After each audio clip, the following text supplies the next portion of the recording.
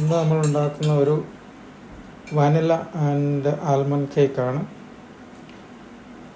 അതിന് വേണ്ടുന്നതായിട്ടുള്ള സാധനങ്ങൾ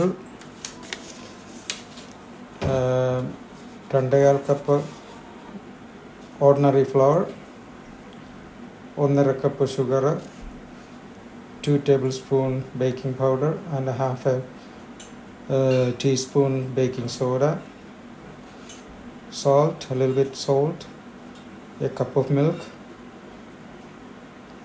1/4 cup of oil, and 4 eggs and vanilla extract, and butter, 100 grams of butter. ഇനി നമുക്ക് ഈ ഡ്രൈ ഇൻഗ്രീഡിയൻസ് എല്ലാം കൂടി ഒന്ന് കമ്പൈൻ ചെയ്തെടുക്കാം. അതിനുശേഷം ഡ്രൈ ഇൻഗ്രീഡിയൻസ് എല്ലാം നന്നായിട്ട് കമ്പൈൻ ചെയ്തെടുത്തിട്ടുണ്ട്.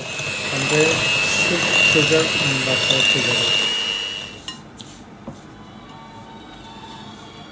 Combine the milk and oil together with sugar and butter.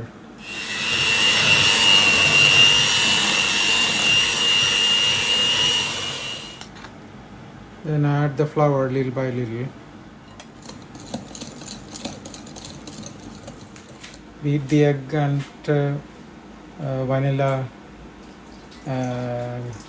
extract together.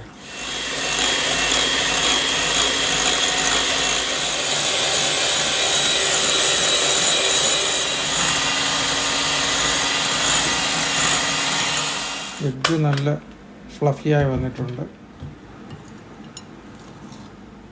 Beat ചെയ്ത എഗ്ഗ് ചേർത്ത് നന്നായിട്ട് ബൈൻഡ് ചെയ്തെടുക്കും. ഇനി അത് ഒരു ബേക്കിംഗ് ട്രേയിലേക്ക് ട്രാൻസ്ഫർ ചെയ്യും.